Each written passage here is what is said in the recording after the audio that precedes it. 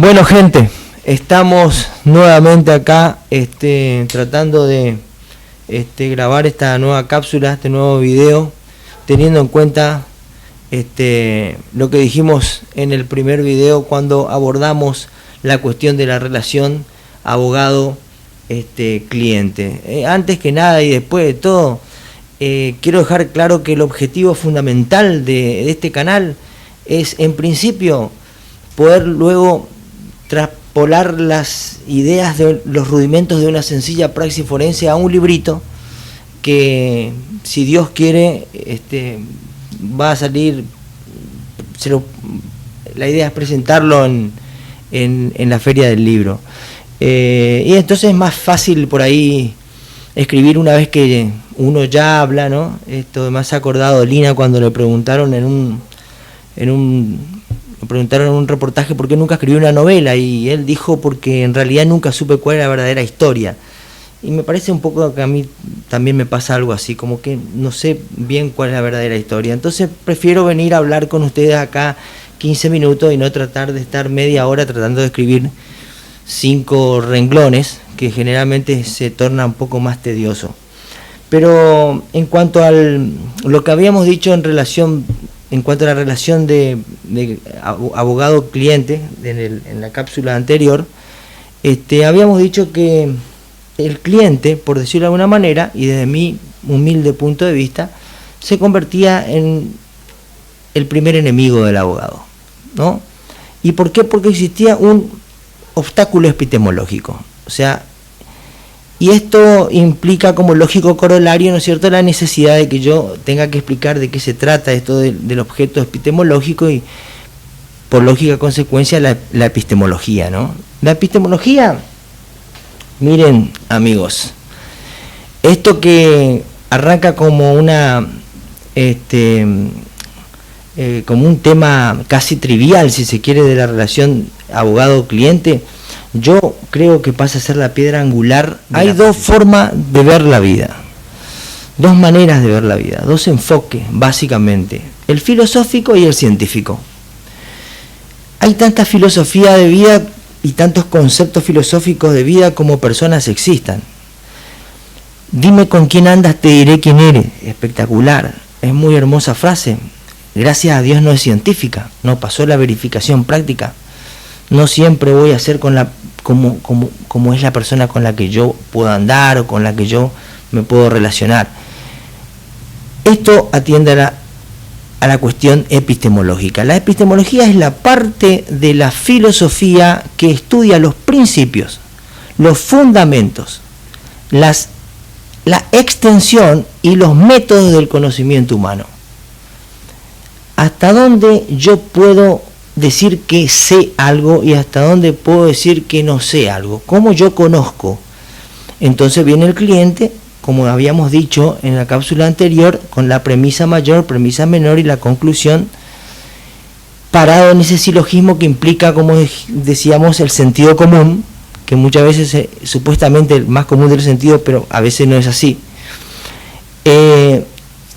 Viene con esa visión filosófica de lo que puedes llegar a ser para él este método absolutista y científico que implica el derecho, porque el derecho es una ciencia, humilde ciencia, decía un profesor, pero ciencia al fin.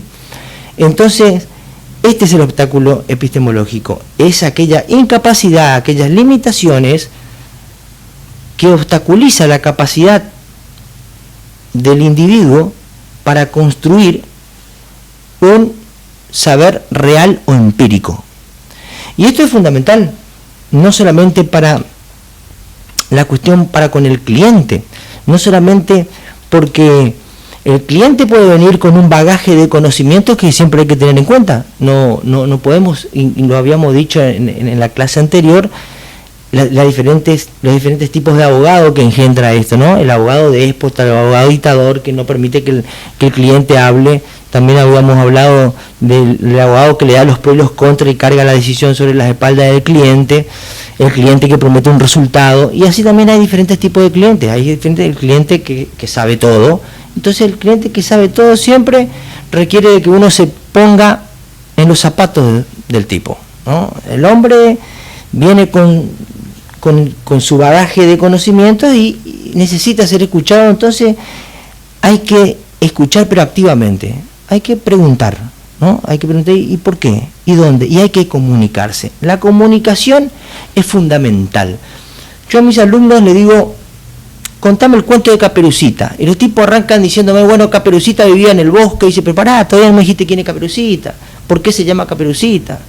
Y ya arrancaste con que vivía en el bosque. Entonces, la gente no sabe contar. La gente no sabe comunicarse. Entonces, toda empresa tiene un comportamiento en el mercado aunque no lo sepa. Nuestro estudio es una empresa. Nosotros brindamos un servicio a un cliente con el que tenemos que manejarnos de una manera muy especial, porque en el terreno en donde se disputan los intereses económicos, sociales, patrimoniales, siempre es rebaladizo, ese terreno siempre es rebaladizo, entonces viene cargado de emociones, entonces hay que bajar un poco, hay que poner la oreja, hay que escuchar activamente. Nosotros somos el producto, el abogado es el producto, el cliente tiene que comprar. ¿Por qué el cliente me elegiría? Bueno, acá esto parecería como que sale un poco de la senda que se ha propuesto esta empresa de este pequeño emprendimiento. Parecería como que podríamos llegar a hablar de psicología, pero no. Tenemos que saber qué vamos a vender y no vamos a vender a nosotros. Vamos a vender a nosotros, vamos a vender un servicio. Habíamos dicho que vender un servicio bueno y vender un servicio malo es exactamente lo mismo, con la diferencia de que el servicio malo no lo volvés a vender. Habíamos dicho de que muchas personas creen de que no importa el servicio que vos vendas, sino que lo que importa en realidad es la idea que el cliente se lleva del servicio que le vendiste. Y todas esas cosas son ciertas, pero hay algo que es fundamental, es la autoestima del abogado. La autoestima del abogado, porque eso es lo que compra. ¿Qué compra? Se han dicho muchas cosas sobre la autoestima. La autoestima es quererse, la autoestima es saberse importante, hay que levantar el autoestima, pero vamos a ver un ratito qué es el autoestima de una manera muy breve, para terminar con esto del cliente. ¿Qué es el autoestima? ¿Qué es lo que le vende? Auto, 1. Estima, ¿qué es estimar? ¿Cuánto sale esto estimativamente? Mi estimado, ¿no? Estimar es una medida de valor que conlleva afecto. Yo valoro lo que quiero y yo quiero lo que valoro. Entonces la columna vertebral de la autoestima es valor. Esto alguien dijo alguna vez, un psiquiatra muy conocido cuyo nombre tuve la precaución de olvidar, porque parafraseando a otro psiquiatra que dijo esto, es valor. Entonces, la autoestima es darse su propio valor, ni más ni menos, tu propio valor. O sea, el autoestima de un idiota se expresaría así entonces: yo soy un verdadero idiota. ¿Y qué? Entonces voy a decir qué autoestima tiene este idiota. Pero decir que soy perspicaz, inteligente, audaz, brillante, eso es un delirio. Eso no es darte tu propio valor, ni más ni menos. En todo caso sería una sobreestima. Bueno, esta palabra valor, ¿cómo se desarrollaría? Tendría que ser yo verdadero. Verdadero. ¿Qué es ser verdadero? Verdadero es ser auténticamente quien sos y no quien querés ser. Porque acá la gente tiene un dilema entre lo que uno es y lo que quiere ser. Y por lo general lo que uno quiere ser es aquello que le dijeron que tiene que ser. Vos tenés que ser abogado, vos tenés que ser médico, y ahí hay una confusión entre el contenido de lo que eligió ser y lo que en realidad y la idea de lo que es, ¿no? Pues a mí me podría gustar ser médico y andar con el estetoscopio colgado por los pasillos de los sanatorios, escuchándolos a alta voz. Doctor García se lo solicita en cirugía, pero cuando agarro y leo que la conformación de determinado músculo, que la célula y el retículo endoplasmático tiene ser, no me gusta la medicina. Entonces una cosa es el médico, otra cosa es la medicina, una cosa es el abogado, otra cosa es la abogacía. Verdadero es auténticamente quien sos y no quien te dijeron que tenés que ser. Después hay que ser autónomo. Auto uno, nomo normas. Esto es tener tus propias normas. Che, pero vos sabés que no, eso a mí no me gusta. Sí, bueno, eso sí, esta es una esfera de libertad. Yo determino mis propias normas, ¿no? Entonces, después tenemos la palabra limitante, aprovechando esta L, limitante. Bueno, acá tenemos que diferenciar los espacios privados y los espacios virtuales. Nosotros tenemos espacios virtuales, tenemos espacios privados. Los espacios privados y físicos, los espacios físicos privados y virtuales privados, los espacios físicos privados son mi casa, mi escritorio, mi pieza, mi cuarto. Y los virtuales son mi historia, mis sensaciones, mis sentimientos, mis pensamientos. Entonces yo decido quién entra y hasta dónde entran en mis espacios privados, ya sean físicos o virtuales. Esto de ninguna manera significa no te metas en mi vida. No, no, no. Esto quiere decir poner límites y saber decir que no, simplemente. No, nada más que no.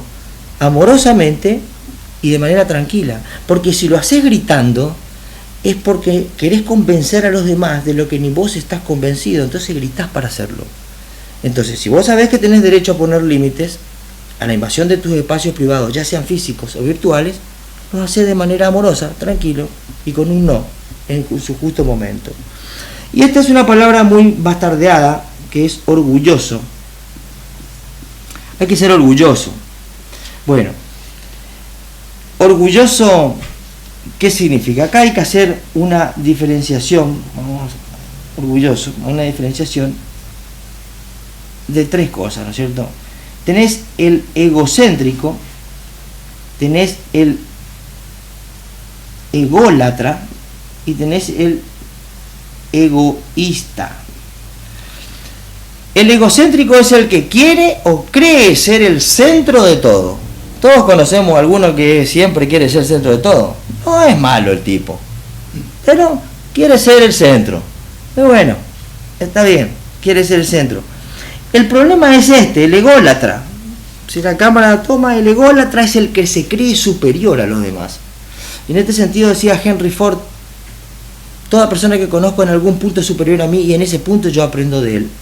La verdad es un espejo roto en 1000 pedazos y cada uno tiene uno en la mano. Yo creo que dejá tu verdad, dejemos mi verdad y busquemos la verdad. Se suele decir, alguien dijo alguna vez, siempre alguien dijo alguna vez, por eso se llama así el programita, porque siempre olvido quiénes son los que dijeron lo que dijeron. Pero el ególatra es el que se cree superior. Y este es el problema. Y esta es la pregunta del millón, egoísta. Egoísta es el que se prefiere siempre a sí mismo antes que los demás. Pero esta no es la palabra canallesca con la que las personas tildan a la palabra egoísmo. Este es un saludable egoísmo. Porque ¿cómo podría yo hacer algo por mi cliente? ¿Cómo podría hacer algo yo por mi hijo, o por vos, o por aquel, o por Juan, o por Pedro, si yo estoy hecho percha? Yo tengo que estar bien para poder darle la mano al que viene atrás y poder subir. Entonces, hay que ser egoísta para poder así hacer algo por los demás. Porque yo creo que en este mundo nadie te va a hacer una estatua porque vos fuiste feliz en la plaza, ¿no? ¡Ay, qué feliz que fue Enrique! Y si no dejó nada, entonces hay que ser egoísta. Esto significa orgulloso, no el orgullo bastardeado con el que siempre se tilda a la terminología o a la palabra, ¿no? Y por último hay que ser receptivo. Receptivo. Esto es recibir de la vida todo cuanto venga, lo bueno y lo malo, ¿no? Y acá está siempre el símbolo del yin yang, ¿no? Que significa que todo lo bueno tiene algo de malo y todo lo malo tiene algo de bueno, y sin embargo todo está dentro de una esfera, ¿no?